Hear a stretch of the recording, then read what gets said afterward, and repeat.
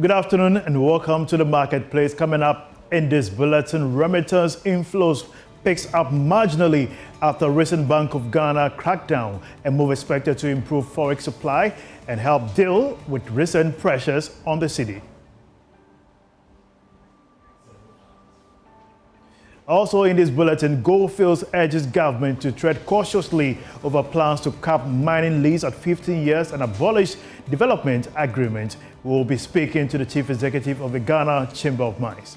We absolutely are committed to reinvesting in Ghana. And if you go back to 2016, where we committed $1.4 billion that we've invested between 2016 and 2022 into Damang mines. So there's been no shortage of commitment to reinvesting into Damang. And equally, we're at the precipice of. Also, government misses T-bills target for the third consecutive week, but interest rates on the shorter end of the market goes up.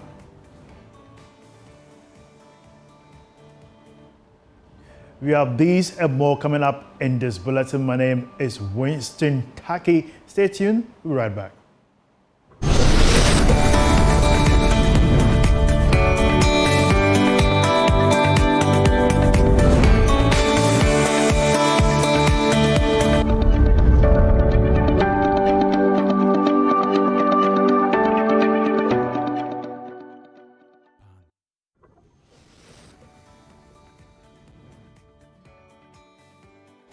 This is the marketplace, and now our first business story. Remittance inflow has picked up marginally after some significant drop in April this year. This is what Joy Business has gathered from persons with knowledge of these transactions. George Wiafe has more in this report. In April this year, remittance inflow saw some huge drop, a development that forced the Bank of Ghana to review the reporting requirements for financial institutions operating in that space. At that time, it was believed that some of these remittance companies were not bringing in the foreign exchange, whilst others were also keeping it in their offshore accounts, as well as foreign currency balances outside the country, without the knowledge of the Bank of Ghana. This resulted in the central bank rolling out some new regulatory measures, including weekly reports of all these remittance transactions for all financial institutions that are in that business registered with the Bank of Ghana. It is believed by market watchers that if this development is sustained, it could go a long way to improve dollar supply on the market, in addition to what the Bank of Ghana is doing. A development that could go a long way to deal with the recent pressure on the Ghana cedi.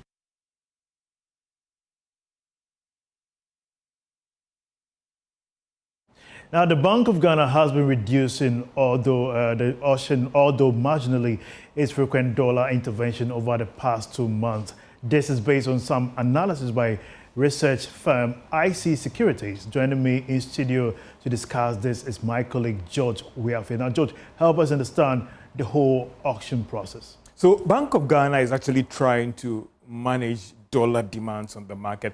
It has actually emerged that there are a lot of businesses that would rush to demand dollars where they don't actually need it right now. So they came up with this program that they actually do with this auction program, promising these businesses that, okay, you know something, bid through your banks that you want X amount of dollars at this time, and then when you need it, we will supply that amount to you. So this is a brief background to this whole thing. It was done by Bank of Ghana to try and manage dollar demands on the market. Also, more of we're doing the spot option for the commercial banks and even for the bulk oil distribution companies as well. They were doing some for them as well. Now, these auctions, if you track the numbers over the past month, they have been dropping. And that is why you could see IC Security has put together that report raising this concern about what is causing this and what could be the impact of this development on the stability of the Ghana cedi going forward. Should we be worried about this development? You should be worried because of the impact of this on the Ghana cedi going forward. Because some are saying that if the Bank of Ghana is very active on the market, then it has an impact on the cedi stability. If the Bank of Ghana scales down its support, then it has some impact on the Ghana cedi as well. And that is why we're seeing some subtle pressure on the cedi. And some of them, they want to link it to this intervention by the Bank of Ghana through their auction program as well. And if you go through the numbers, you realize that when you look at what actually ICSecurity is saying is that if the Bank of Ghana has been very active on the market, maybe this wouldn't have happened. Great. Compared to the July auctions to June, it's gone down by more than 50%. That could tell you how significant this reduction is. BOG has been absent on the market on the 5th and the 9th of July. And even if you come forward to this month as well, we've seen some situation where the Bank of Ghana wasn't on the market. Great. Thank you very much, George, for this update. And now let's get on Zoom and speak to the Chief Executive of Delect Finance, Joe Jackson, on development with the cedi. Welcome to the marketplace. Now, let's start with the remittance issue. And can you say that the end justifies the means? And also because some had criticized the Bank of Ghana on the recent regulatory action.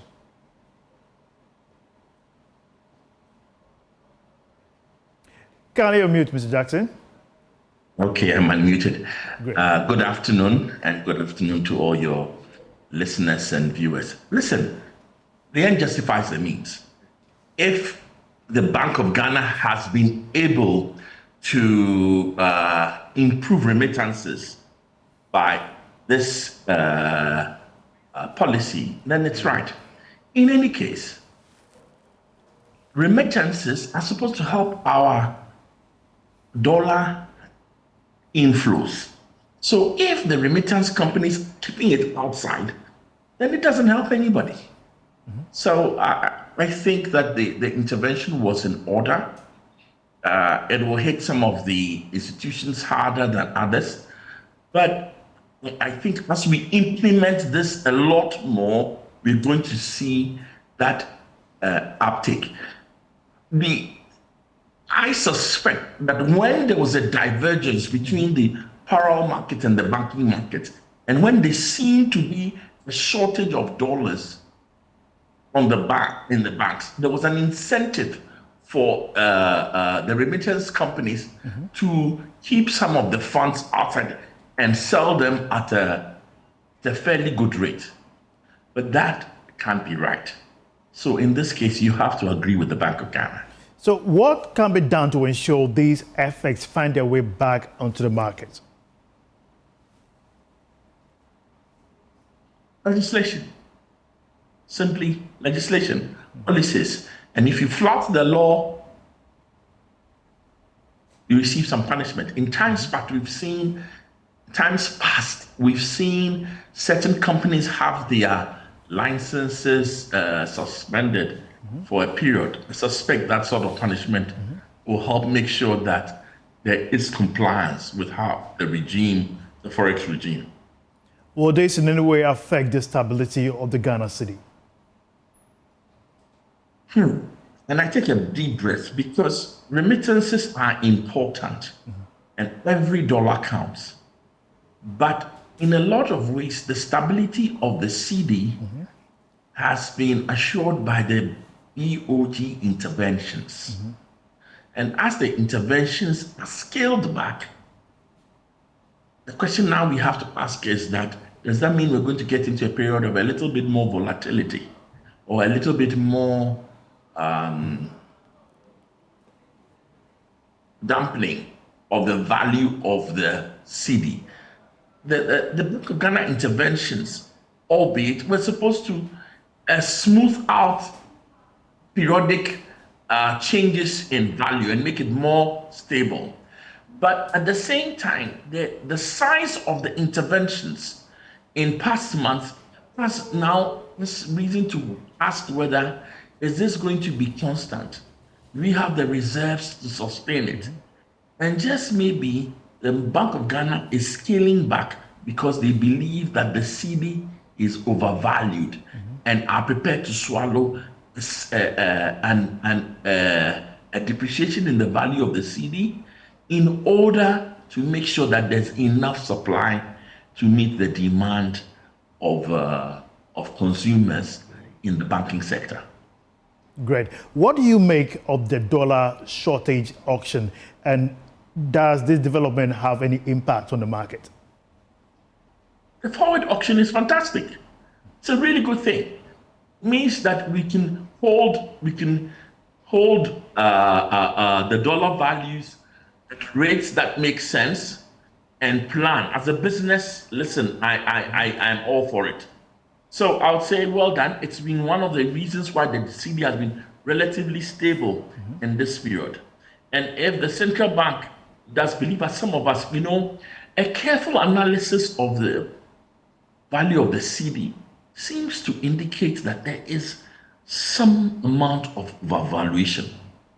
And some estimates say that the overvaluation is significant and that slight increase in the value of the dollar or alternatively a decrease in the value of the CD will not do us any harm. So if the Bank of Ghana has stopped intervening that heavily, it just means that they are expecting the CD's value to go up a bit.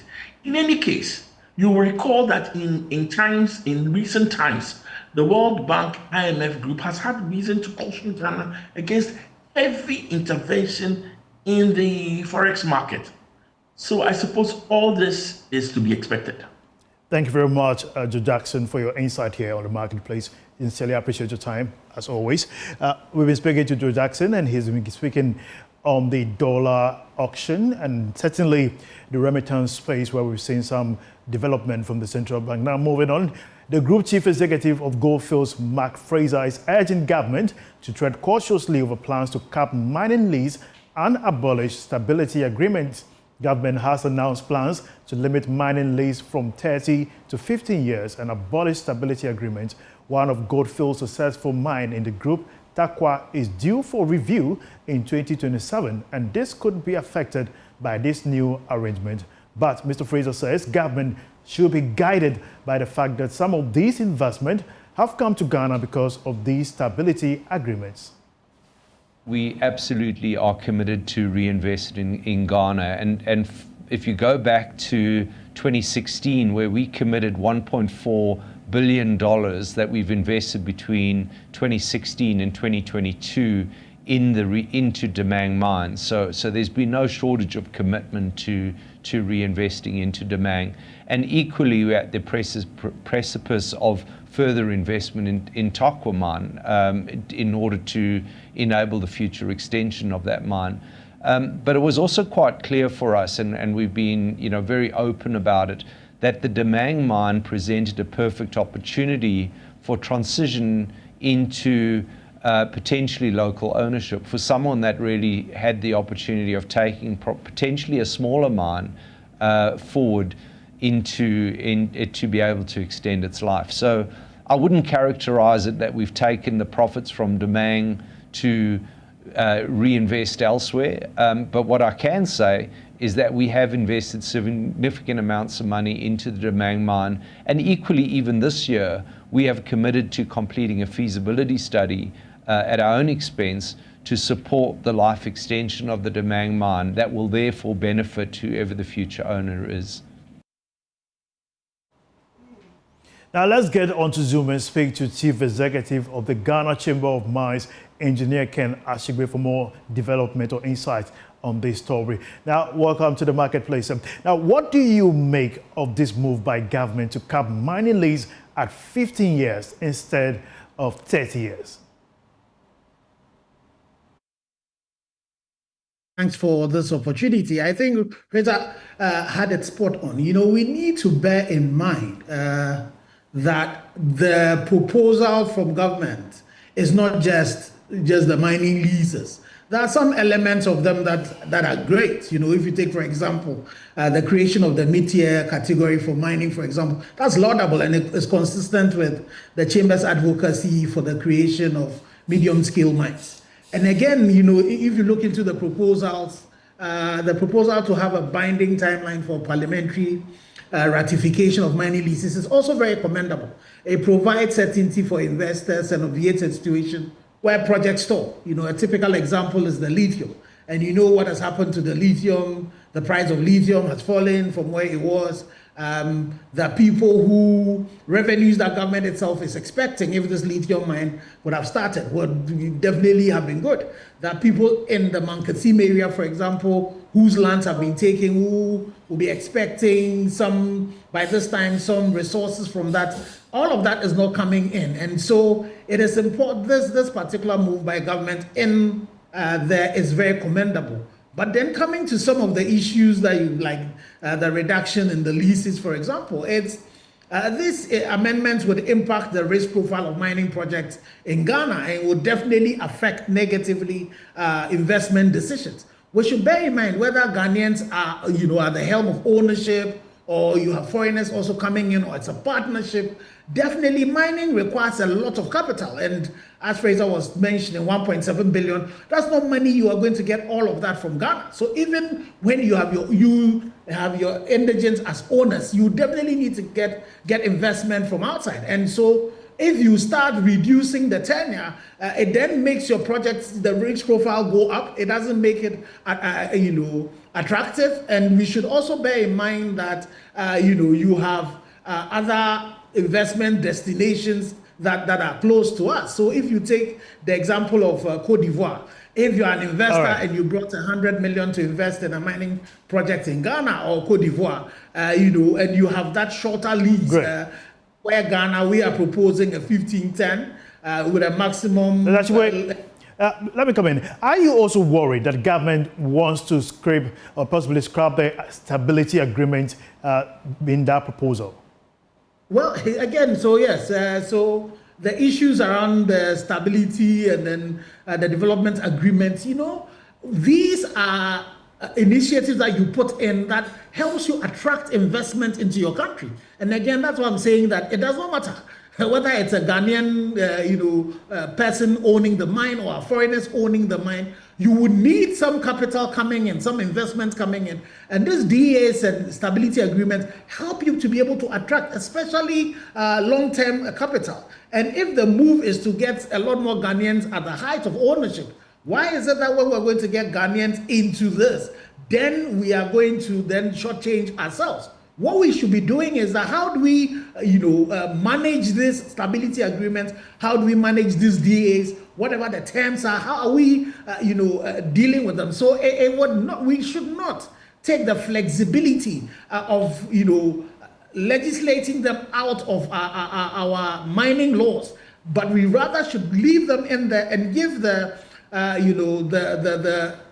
opportunity for government to be able to, depending on particular projects that you're doing, to make sure that you do things that would ensure that you're able to attract the investments into these spaces. And we should bear in mind that it's not only about today, when the price of gold is high, but it's also about building resilience so far as the industry is concerned. Wonderful. Ensuring the stability of the industry too. Wonderful. Now, Doc, I want to get from you, what do you also tell those who argue that we are not getting more from mining as a country? Well, again, you see that one of the conversations that we need to have is to look at the data so far as that is concerned, and see whether the data supports that. You go into a country like Côte d'Ivoire, for example, their effective tax rate is about 43%. Ghana is 50%. Last year, for example, the mining industry, the large-scale mining industry, paid $17.7 billion to the country in terms of all the physicals. About 70% of all the revenues came back in terms of Forex, And so we need to look at the data and find out really what else is it that we can do. And for us, some of us, what we believe is that beyond the conversations of equity, it's also the issues around which industries and what value can we obtain out of the entire value chain. Last year, you're doing about 5.5 billion in terms of local content and all the taxations that were paid, but you need to be deliberate about that. How much of that is rather just, margins that you're putting on, and then you are getting all of this money go outside? Is it, how do we let the mining industry become growth poles around which you start other industries? Wonderful. So there are other conversations that we need to have that would ensure that we are able to get an industry that is sustainable and Ghanaians are able to extract maximum benefit out of it. But some of the conditions in this proposal we need to look at. But I think, let me just add the last one. The Minerals Commission, we met the board, and there's opportunities for further engagement. And so we're believing that that engagement will lead to a better document for ourselves and a better industry for Ghana. Certainly. Thank you very much, CEO of the Ghana Chamber of Mines, Dr. Ken Ashigbe, speaking to us here on the marketplace. Now, moving on, the government missed its Treasury bills target for the third consecutive week as investors continue to shift towards high-yielding instruments such as fixed deposits. The Bank of Ghana auction results showed that the government T-bills were undersubscribed by nearly 10%. There is detail in this report. The Treasury received 5.817 billion Ghana cedis of the bids tendered, but accepted 5.754 billion Ghana cedis. Once again, the majority of the bids came from the 91-day bill. About 4.049 billion cedis was tendered, representing 69.61% of the total bids. The uptake was 4.029 billion Ghana cedis. For the 182-day bill, 1.337 billion of the bids were tendered. The bids accepted were estimated to the tune of 1.327 billion Ghana cedis. On the other hand, 430.38 million Ghana cedis was tendered for the 364-day bill. About 397.82 million was accepted. Meanwhile, the yield on the 91-day bill and the 182-day bill went up, whilst that of the 364-day bill declined marginally. The yield on the 3-month bill increased by 28 basis points to 10.41%. That of the 182-day bill also rose to 12.38% from 12.23% the prior week. However, the yield on the 364-day bill decreased by 8 basis points to 13%. Now, the GCB Bank and Enterprise Group shares are expected to be most attractive stocks on the Ghana Stock Exchange for this week. Let's now hear from Grace Monayom of Data Bank Research with a preview of trading on the capital markets this week.